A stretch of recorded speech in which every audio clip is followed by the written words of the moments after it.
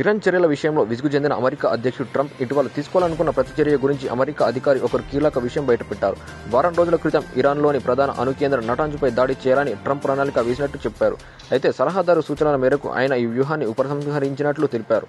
America ఉపాధ్యక్షుడు mic Pence, రక్షణ మంత్రి Christopher Miller, joint chief of staff general Mark మిల్లెర్తో కలిసి ట్రంప్ ఇటీవల ఓ సమావేశం నిర్వహించారు.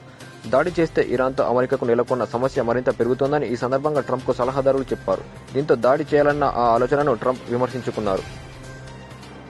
ఇరాన్పై దాడి చేయాలని గతంలోనూ ట్రంప్ ప్లాన్లు వేసుకొని వెనక్కి తగ్గిన విషయం తెలిసిందే.